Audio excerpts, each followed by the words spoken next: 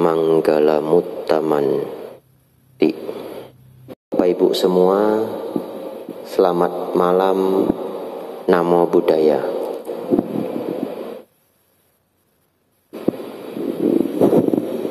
Ya Bapak Ibu, satu kebahagiaan kita berjumpa kembali. Ini dua sesi terakhir untuk kedatangan saya hari ini. Ya Bapak Ibu Saudara,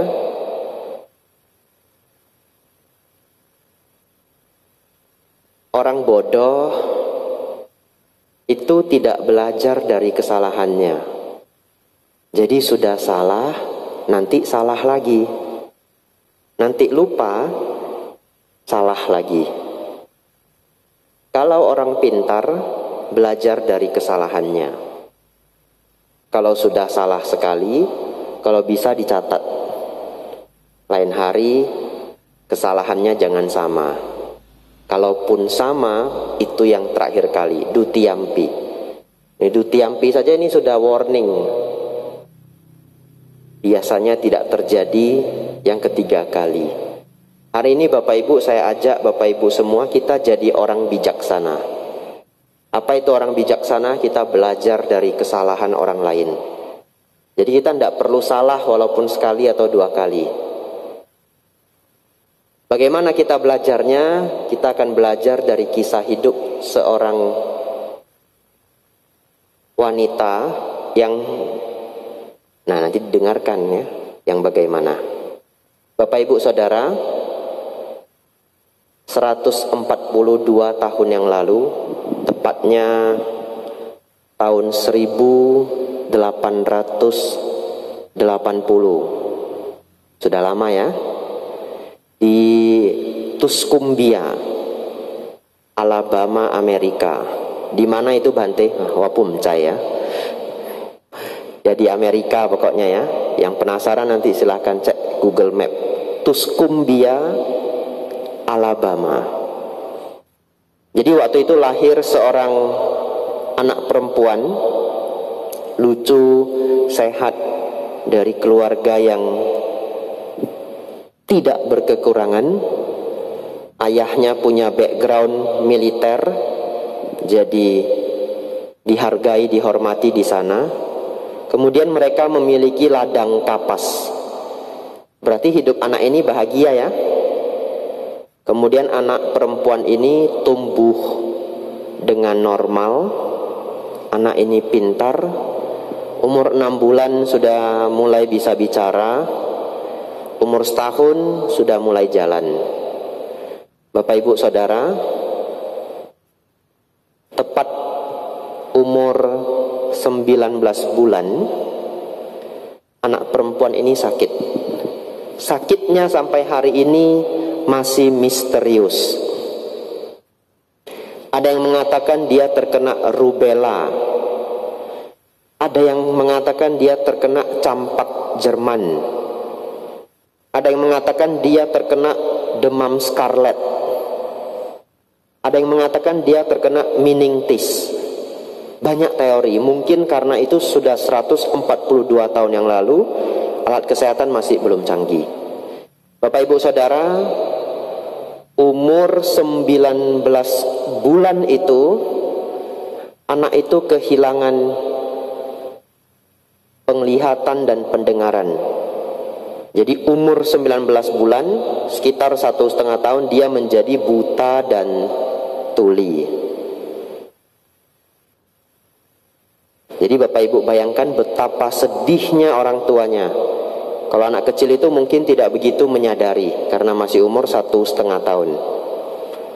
Nah sekarang saya ajak Bapak Ibu mulai merenung ya, bagaimana ketika seorang anak umur 1,5 tahun itu kemudian menjadi buta dan tuli. Dia tumbuh besar sebagai seorang anak kecil, tapi pelan-pelan dia mulai menjadi liar. Kenapa menjadi liar? Karena tidak bisa diajari. Kalau dulu kita bandel itu kan kita dimarahi ya. Jadi kita bisa dengar apa yang dimarahi. Maki-kohi begitu ya, jangan ke sana, jangan main kompor, jangan main sampah. Kalau kemana-mana harus pegangan tangan, jangan lepasin tangan. Bisa diberitahu. Kalau seorang anak tidak bisa diberitahu karena misalkan dia tuli atau tunarungu, dia masih bisa melihat. Ya, jadi bisa diberi bahasa isyarat. Sekarang dia tidak bisa melihat dan tidak bisa mendengar secara bersamaan, total. Bagaimana memberitahu? Tidak bisa. Nggak bisa diberitahu. Nggak mungkin dipukul ya. Kalau dipukul dia juga nggak ngerti. Kenapa saya dipukul? Sekarang dia melakukan kesalahan, kemudian dia dipukul. Dia juga nggak ngerti kenapa dia dipukul. Mau diberi pengertian pun sama sekali nggak bisa. Akhirnya dia hanya berkehidupan seperti itu. Semakin lama semakin liar. Bahkan kalau makan saja berantakan. Makannya nggak pakai sendok, nggak bisa diajari. Makannya itu pakai ngambil begini ya, dimasukkan ke mulut. Jadi dia main-main sendiri dengan makanannya. Kalau dia marah, dia ngamuk, barang-barang itu dilempar. Ada yang tahu nama anak ini? Ya, Helen Keller ya. Saya yakin beberapa orang sudah pernah tahu cerita ini. Saya pun menceritakan ini berulang kali. Tapi karena memang kisah ini sangat baik, yang sudah pernah mendengar kita dengarkan kembali. Kemudian umur 7 tahun, orang tuanya sebenarnya sudah pasrah ya. Tetapi sering mendapatkan nasihat, jangan menyerah, jangan menyerah. Ketika anaknya umur 7 tahun, anaknya sudah tidak terkendali. Akhirnya mereka memutuskan mengundang seorang guru. Gurunya seorang perempuan namanya Anne Sullivan. Begitu guru ini datang, hal pertama yang diajarkan oleh guru ini adalah etika. Jadi dia minta anak ini untuk dipisahkan dari orang tuanya. Kenapa? Orang tuanya nggak tega. Karena ngajarinya kan harus agak kasar sedikit. Misalkan kalau dia makan harus dipaksa dengan sendok, dan sendoknya dilempar. Ya harus dipaksa, disuruh genggam begitu. Orang tuanya nggak tega. Jadi gurunya ini minta, tolong saya dibiarkan tinggal sendiri dengan dia. Akhirnya setelah beberapa waktu, mungkin beberapa minggu, anak ini mulai tertata. Sekarang saya mau ngajak Bapak Ibu bantu saya berpikir. Kalau dulu kita kecil, umur 7 tahun itu lebih kurang TKA, TKB ya. Nah, itu kita mulai belajar menulis A, B, C. Kalau kita kan mudah diajari. Coba ini gimana ngajarinya? Mau mendengar enggak bisa, mau melihat juga enggak bisa. Kalau tidak bisa melihat tapi bisa mendengar, masih bisa diajari huruf braille. Dikasih huruf braille, dikasih tahu ini A, ini A. Begitu ya. Akhirnya bagaimana cara ngajarinya? Gurunya mencoba mengajari dengan, kalau ngomong itu ngomong ke tangannya. Jadi kata pertama yang dicoba untuk diajarkan itu adalah boneka. Boneka bahasa Inggrisnya itu doll.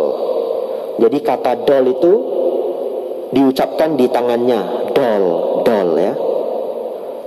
Nanti Bapak Ibu pulang, coba kalau ada yang dekat dengan anaknya atau adiknya, main-main coba. Kita kasih tangan ya, telinga kita ditutup, kemudian minta dia ucapkan satu kata. Nah, mana tahu ada yang bisa ya. Nah, saya pikir cak ni pun cak ewo 10 tahun juga belum tentu bisa ya.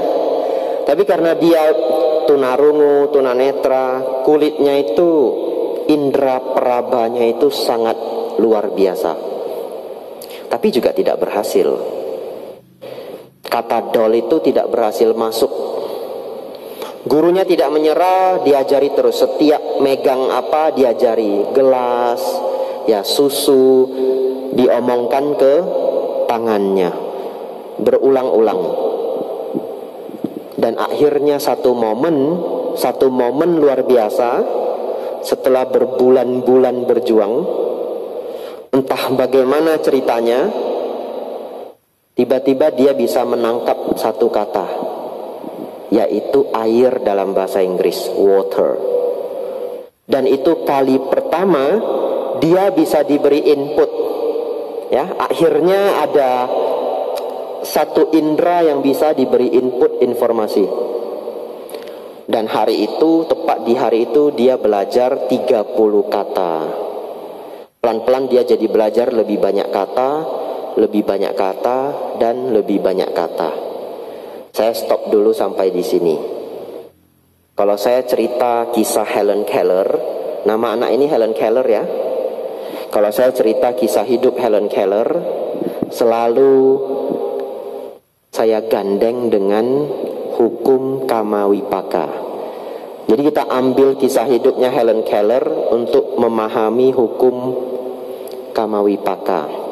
Bapak Ibu, hukum Kamawipaka itu sering sekali kita dengarkan, dan itu adalah fondasi ajaran Buddha. Kalau Bapak Ibu, kalau seseorang tidak meyakini Kamawipaka atau tidak paham Kamawipaka, seluruh ajaran Buddha yang lainnya itu ambruk sudah. Kalau misalkan seseorang tidak paham Kamawipaka.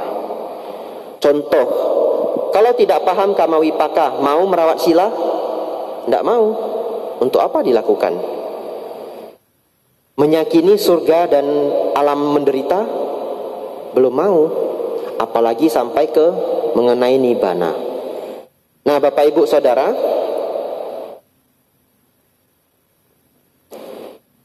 Kamawipaka itu sangat sederhana.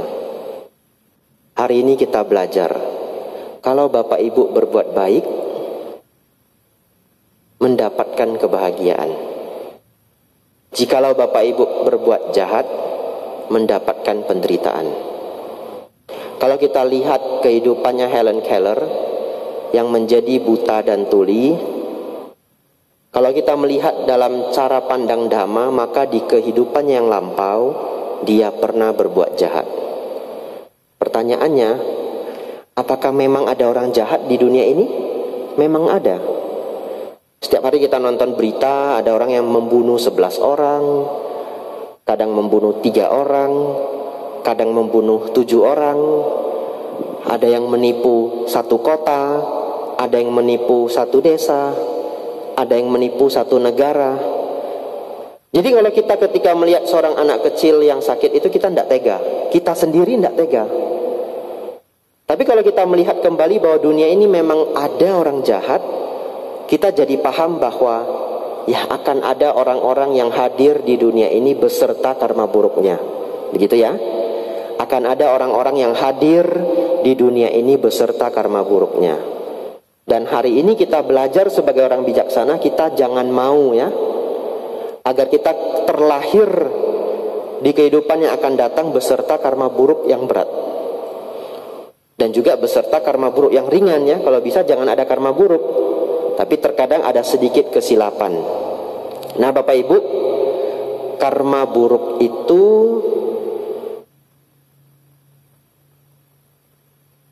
ada 2. Sederhananya ada 2. Satu yang lampau, yang sudah terlambat Bapak Ibu.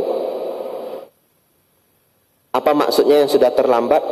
Contoh, Bapak Ibu lahir di Indonesia, di keluarga A, lahir di kota Medan. Kita tidak bisa milih ya, kita tidak bisa request. Itu tergantung karma baik, karma buruk, kehidupan lampau. Kemudian wajah, kita terlahir dengan wajah demikian, tidak bisa request. Kalau bisa request ini ganteng cantik semua ya. Tidak bisa request. Kesehatan tidak bisa request. Ada orang terlahir sangat sehat. Ada orang dingin sedikit flu, ya. Makan yang panas dalam sedikit sariawan. Ada orang wah kebal, ya. Apa aja yang dilakukan tidak sakit-sakit. Kemudian cara berpikir termasuk kecerdasan. Nah, itu adalah apa yang sudah terwujud dari karma baik, karma buruk yang lampau. Yang kedua adalah karma yang akan kita lakukan di kehidupan ini, yang Bapak Ibu akan lakukan. Jadi kalau Bapak Ibu semuanya, Bapak Ibu selalu mengatakan tergantung karma buruk, karma baik kehidupan lampau, berarti kita tidak bisa mengubah apapun. Kita hidup itu seperti termakan takdir. Kalau kita tidak bisa mengubah apapun, untuk apa kita berlatih? Begitu ya. Bahkan Sang Buddha mengatakan, kalau seseorang tidak bisa mengubah nasibnya, untuk apa seseorang belajar dhamma? Untuk apa seseorang berlatih dhamma? Tetapi karena memang bisa diubah nasib itu, di sini kita hadir untuk belajar bersama. Jadi apa yang Bapak Ibu lakukan saat ini akan mengubah nasib Bapak Ibu di masa yang akan datang. Kita lanjut ceritanya Helen Keller, ya, belum selesai. Nah, akhirnya pelan-pelan Helen Keller ini belajar berbahasa. Setiap dia pegang sesuatu, ini dia buta dan tuli, ya, Bapak Ibu harus bisa mencerapi kira-kira bagaimana itu, tidak bisa melihat, tidak bisa mendengar. Dia pegang sesuatu, cepat-cepat dia tarik tangan gurunya. Nanti tangan gurunya itu ngomong di tangannya kalau ini apa? Kain, kain. Dan dia jadi mengerti kalau itu kain. Setiap hari seperti itu, pelan-pelan seperti kita belajar kosakata, akhirnya pelan-pelan semua yang ada di dunia ini pelan-pelan bisa dia pahami. Walaupun tidak semudah kita. Dan setelah dia bisa diberi input, dia bisa belajar huruf Braille, betul ya? Tahu huruf Braille, ya? Yang timbul-timbul. Kalau Bapak Ibu tidak tahu huruf Braille, nanti pulang ke toko obat beli minyak GPU. Minyak GPU itu ada huruf Braille-nya, ya. Ini tidak di endorse, ya. Nah, nanti Bapak Ibu lihat sebelahnya ada huruf Braille. Kemudian dia bisa belajar bahasa isyarat. Bahasa isyarat itu yang menggunakan tangan. Misalkan ini A, ya, ini B, ini C, ini D, ya. Kemudian ini E. Ini beneran ini, ya. Saya ulangi, ya, bagi yang tertarik, ya. Ini A, B, C, D. D itu seperti ini, D dan E. Bante kok tahu? Tadi baru kuah Google, ya. Saya baru hafal, ya. Cuma bisa sampai F. F itu gampang. Oke. Ini F. Nah, dia pelan-pelan belajar bahasa isyarat. Hidupnya mulai membaik.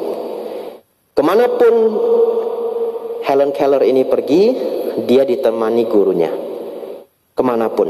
Gurunya juga masih muda. Gurunya masih berumur 20 tahun.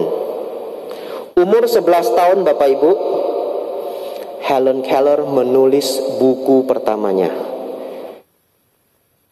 Seorang anak yang buta dan tuli, umur 11 tahun menulis buku pertamanya. Buku cerita anak. Ini di sini siapa yang sudah nulis buku pertamanya? Belum, ya? Nah, termasuk saya, nggak apa-apa. Saya temani. Nah, kemudian dia bisa belajar seperti anak tunarungu, tunanetra lainnya. Pelan-pelan dia bisa memahami dunia. Dan luar biasanya Bapak Ibu, akhirnya setelah dia berumur dewasa, dia berkuliah. Tidak tanggung-tanggung, dia kuliah di Radcliffe College Harvard. Lalu Bante, bagaimana cara dia belajar? Nah, kemanapun dia pergi belajar, gurunya ikut. Nanti ketika dosen menjelaskan pelajaran, gurunya itu akan pegang bahunya, kemudian menggunakan bahasa isyarat yang disentuhkan ke kulitnya. Itu luar biasa. Kita orang normal ya, cuma main gambar-gambar di punggung saja itu nebaknya salah, betul ya? Kan pernah ya waktu kecil main gambar rumah begitu, nanti kita disuruh nebak gambarnya rumah begitu, kita tebaknya apa? Becak, kan salah. Atau nulis huruf di punggung begitu ya, itu aja kita salah. Tapi dia sanggup menggunakan bahasa isyarat yang disentuhkan ke kulitnya, dia langsung bisa menanggapi. Bahkan Helen Keller ini kalau megang bibir kita, dia megang begini mulut kita, dia megangnya beberapa tempat, terus kita ngomong, normal saja kita ngomong, dan dia bisa memahami. Saya tidak ngerti bagaimana caranya. Akhirnya dia lulus kuliah, dia menjadi pengacara yang melindungi hak-hak perempuan. Dia menulis berbagai buku. Dia menjadi duta Goodwill Ambassador, itu bahasa Inggrisnya. Jadi duta harapan baik untuk Jepang. Mungkin karena waktu itu pasca selesainya perang dunia antara Jepang dan Amerika, masih belum membaik 100%. Kemudian dia sempat berkeliling bertemu presiden-presiden negara di 35 negara. Kemudian dia juga mengajar. Kemudian oleh Alexander Graham Bell, pencipta telepon, dia dianggap sebagai salah satu manusia paling menarik di dunia ini. Jadi bisa dikatakan Helen Keller yang sangat terbatas hidupnya memberi satu makna untuk kehidupan, begitu ya. Nah, Bapak Ibu, kembali ke Kamawipaka. Jadi Bapak Ibu, Kamawipaka itu tidak semua hanya mengenai karma baik, karma buruk masa lampau.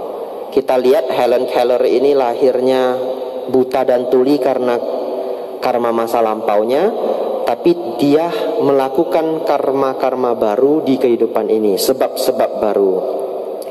Dia belajar, dia berjuang, kemudian hidupnya membaik. Nah, saya sengaja mengambil topik ini, terutama di masa yang sulit pandemi ini. Kita sudah sulit bergerak sekarang. Mungkin beberapa orang usahanya terganggu, dagangnya terganggu, pekerjaannya terganggu, dan sebagainya. Jadi sengaja saya kisahkan ini supaya kita semua masih bisa termotivasi ya, untuk tidak menyerah. Nanti kita akan masuk ke tanya jawab ya, setelah cerita singkat ini selesai. Beberapa hal yang bisa kita pelajari dari kisah ini, Bapak Ibu Saudara. Saya ingin ajak Bapak Ibu untuk belajar bersyukur. Kemarin beberapa kali kita membahas tentang kemarahan, hari ini kita membahas tentang loba keserakahan. Keserakahan itu obatnya itu adalah bersyukur. Sering saya renungkan, apa lawan kata dari kaya? Lawan kata dari kaya itu ternyata bukan miskin. Aneh. Nanti direnungkan sampai di rumah ya, karena ini dulu juga saya renungkannya cukup lama loh, kok bukan. Pernah enggak ketemu orang yang bagi kita dia itu kaya, tapi dia bilang dia enggak kaya? Karena dia berpikir ada orang yang lebih kaya. Betul ya? Atau mungkin Bapak Ibu yang hari ini duduk di sini dianggap oleh orang lain itu kaya. tapi diri sendiri menganggap biasa-biasa saja. Betul? Bisa jadi seperti itu ya. Coba kalau Bapak Ibu di rumah, punya kendaraan. Ada loh orang di luar sana tidak punya rumah, tidak punya kendaraan.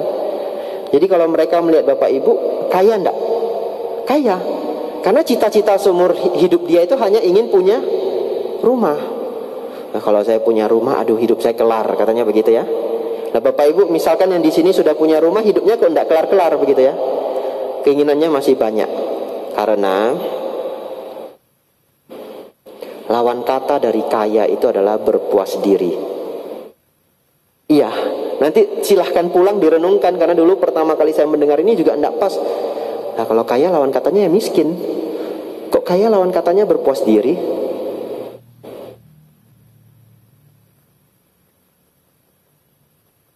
Nah,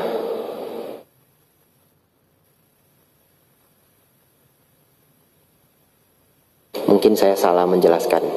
Sebentar, saya renungkan dulu ya, supaya tidak salah. Mungkin cocoknya adalah miskin yang lawan katanya berpuas diri. Begitu ya. Nah kalau kita berpuas diri, kita tidak merasa miskin. Nah pas ya. Nah jadi miskin lawan katanya berpuas diri. Kaya lawan katanya tidak berpuas diri. Gitu ya. Karena kalau tidak berpuas diri, tidak kaya. Sekarang kita sederhanakan. Kaya lawan katanya tidak kaya. Tidak kaya karena tidak berpuas diri. Waduh, amsyong ini susah ini. Ya enggak apa-apa ya. Nah Bapak Ibu, tapi intinya adalah hari ini kita belajar kalau Bapak Ibu tidak berpuas diri, maka mungkin seumur hidupnya merasa kurang. Ya, kalau Bapak Ibu tidak berpuas diri, mungkin seumur hidupnya akan merasa kurang. Lalu bagaimana cara untuk mengatasi hal ini? Caranya adalah belajar bersyukur. Saya ulang-ulangi, bersyukur itu dari hal yang sederhana saja. Hari ini Bapak Ibu kita punya mata bisa melihat ya. Karena kita baru dengar cerita seorang anak yang sulit melihat. Bukan sulit melihat, tidak bisa melihat. Jadi mata ini kita syukuri. Bapak Ibu punya dua tangan ini kita syukuri. Saya anjurkan Bapak Ibu nanti hari ini malam sebelum tidur Bapak Ibu menutup mata, coba cari 1, 2, atau 3 hal yang bisa Bapak Ibu syukuri. Yang sederhana saja, apa yang dimiliki. Bapak Ibu yang punya anak, syukuri punya anak. Ada orang seumur hidup sulit mendapatkan anak. Bapak Ibu hari ini punya pekerjaan, punya usaha, atau masih punya dana yang mencukupi untuk kebutuhan, itu satu hal yang sangat disyukuri. Ada orang mungkin di pandemi ini bisnisnya ambruk semua. Saya baru pulang dari Thai Airways itu hampir bangkrut. Sekarang Thai Airways itu jual iucakwe ya. Ini serius saya. Jual iucakwe. Bahasa Thainya patongko. Jadi Thai Airways memberdayakan karyawan-karyawannya yang biasanya handle pesawat itu ke restoran-restoran kecil Thai Airways. Mereka jual cakwe, itu bahasa Indonesianya apa? Cakwe ya. Jual cakwe dan cakwenya viral. Bapak Ibu kalau ingin makan cakwe Thai Airways, antri dari jam 3 pagi. Ini serius. Ini serius. Cakwenya ada sausnya. Sausnya warna ungu, dibuat dari talas. Kok saya jadi cerita makanan ya? Nah, tapi walaupun begitu tidak bisa menutup cost-nya Thai Airways. Ya, Thai Airways juga tetap hampir mau dinyatakan bangkrut. Nah, beberapa tadi yang saya catat. Nah, ini sedikit hal yang lumayan penting ya. Bapak Ibu, kalau di diri kita masing-masing ada kekurangan, karena setiap orang ada kelebihan, ada kekurangan. Harapan saya kita belajar dari Helen Keller. Ada kekurangan itu kadang bagian dari diri kita ya. yang mana itu hadir dari karma buruk kehidupan lampau kita. Ya bagaimana? Ya namanya sudah begitu. Ya kita menerima dengan lapang dada. Bapak Ibu, kita semua punya kekurangan, baik yang kita ceritakan ke orang maupun yang tidak. Begitu ya. Jadi Bapak Ibu kadang melihat ada orang yang sempurna, belum tentu loh dia itu tidak ada kekurangan. Bisa saja dia ada kekurangan yang gak bisa dia ceritakan ke orang. Apakah itu kekurangan di kesehatan, kekurangan di keluarga, dan sebagainya. Hari ini saya mengajak Bapak Ibu, kalau Bapak Ibu punya kekurangan, diterima dengan lapang dada dan fokus ke kelebihan kita. Fokus ke apa yang kita miliki. Seperti Helen Keller tadi, kalau dia hanya bersedih seumur hidupnya karena dia tidak bisa melihat, ya hidupnya itu hanya misery ya. Misery itu penuh dengan derita sampai dia mati. Tapi dia tidak berfokus di sana. Begitu dia mengetahui ternyata dunia ini itu ada yang namanya ilmu pengetahuan, dia fokus di ilmu pengetahuan. Dia senang sekali belajar. Jadi Bapak Ibu, kalau Bapak Ibu saudara memiliki kekurangan, kembali saya ulangi, dengan lapang dada diterima, fokus ke apa yang kita miliki. Ya. Terakhir,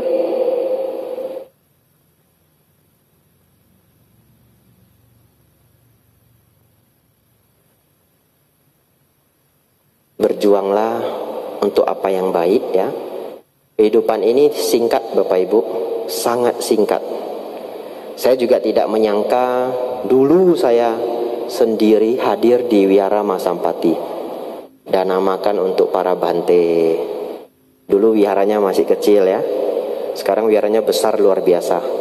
Waktu berlalu begitu cepat. Sudah berlalu 7 tahun lebih. Jadi waktu berlalu sangat cepat Bapak Ibu. Lalu bagaimana kalau waktu berlalu yang sangat cepat itu kita manfaatkan dengan baik? Saya berharap yang hadir di sini hari ini setiap hari ada perkembangan, walaupun sedikit demi sedikit. Tidak perlu buru-buru. Beberapa orang senang buru-buru, tapi belum tentu bisa konsisten. Misalkan 2 tahun sekali ikut retreat. Ada retreat yang berat sekali. Berat sekali. 1 hari cuma tidur 2 jam. Ini serius. Beberapa retreat itu berat sekali. Apakah di Indonesia, apakah di negara lain. 1 hari tidurnya 2 atau 3 jam. Saya pernah ketemu umat Buddha yang dengan penuh kebanggaan cerita ke saya, Bante, kami baru selesai retreat. 1 hari Bante, saya hanya tidur 1 jam. Itu yang dia ceritakan ke saya. 1 hari saya hanya tidur 1 jam. Dan dia bangga bisa melewati itu. Bagi saya 1 hari 1 jam, untuk orang yang kesehatannya tidak kuat, mungkin bisa meninggal. Tidak tidur itu bisa meninggal ya. Tidak tidur itu bisa meninggal. Nah, saya pribadi lebih senang Bapak Ibu bermeditasi setiap hari 15 menit daripada 2 tahun sekali non-stop 23 jam selama 10 hari. Betul ya? Amsyong. Apalagi selesai retreatnya nggak dikerjakan lagi, cuma dapat amsyongnya saja. Nanti amsyongnya 2 bulan belum sembuh, batinnya sudah kacau kembali. Tentu dia retreat 10 hari dengan intensitas setinggi itu pasti memberikan hasil, pasti. Tetapi terkadang selesai retreat tidak dilanjutkan latihannya, batin itu kan pelan-pelan menurun ya, ditandai dengan sudah gampang marah lagi. Kalau baru pulang retreat itu nggak marah, diganggu seperti apapun, biaukin ya lah, begitu ya. Baru pulang retreat, ini Bapak Ibu datang ke wihara nanti pulang diganggu pasti nggak dimarah, pasti nggak marah, betul ya. Baru pulang dari wihara, sim kok liang kok. Retreat juga seperti itu.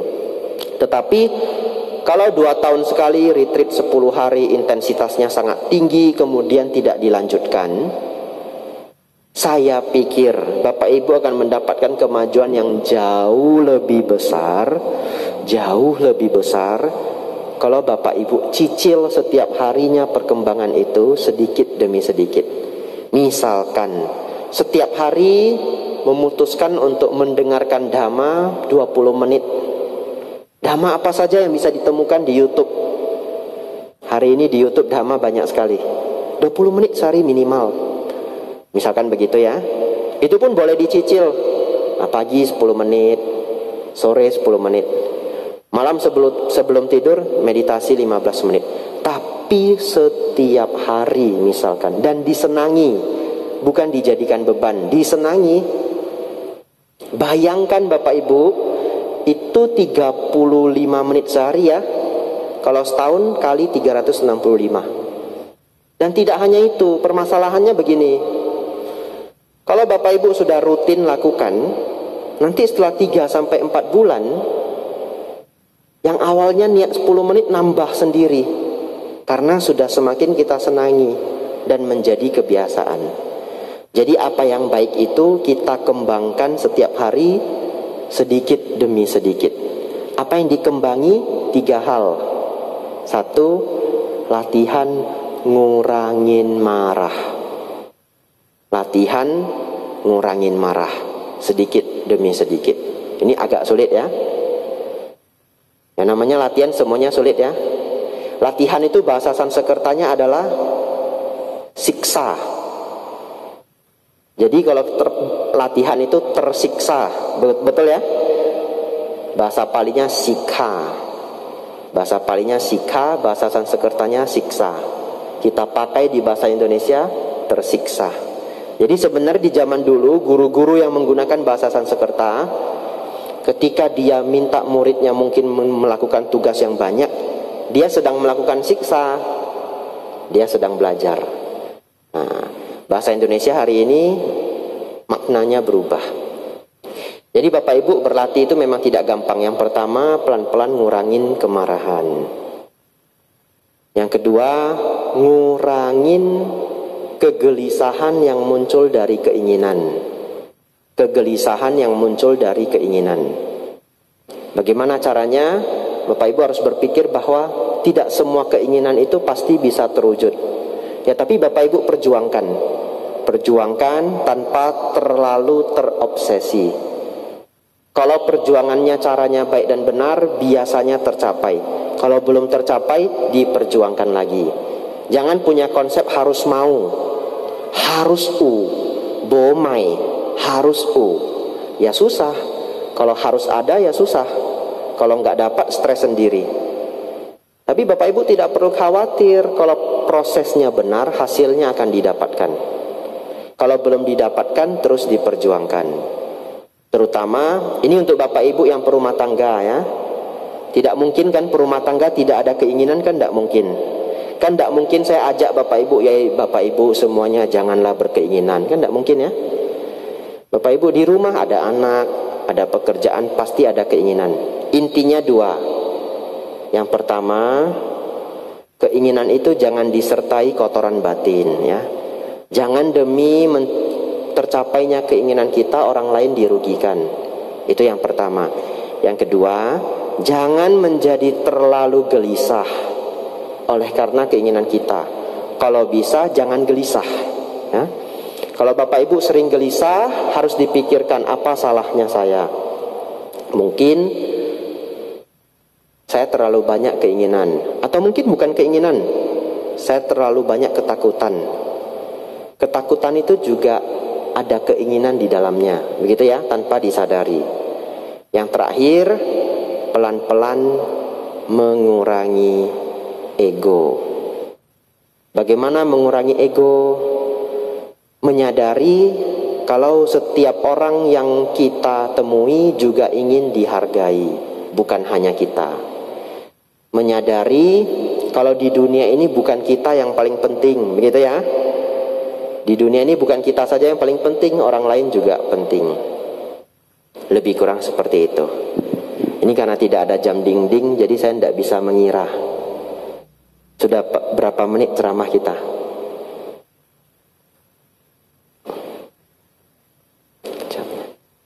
Ya, tidak terasa 1 jam berlalu Bapak Ibu.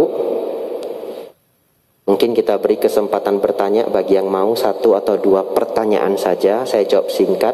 Kemudian ceramah Dhamma hari ini akan selesai sampai di sana. Ya, silahkan. Bagi Bapak Ibu yang hadir pada Dhamma Sala malam hari ini, ada yang ingin bertanya?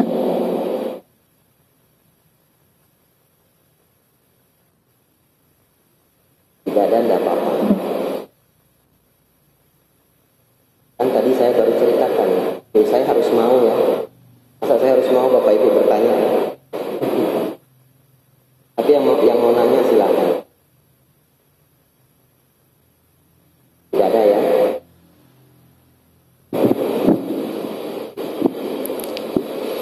Ya, kalau tidak ada, mari kita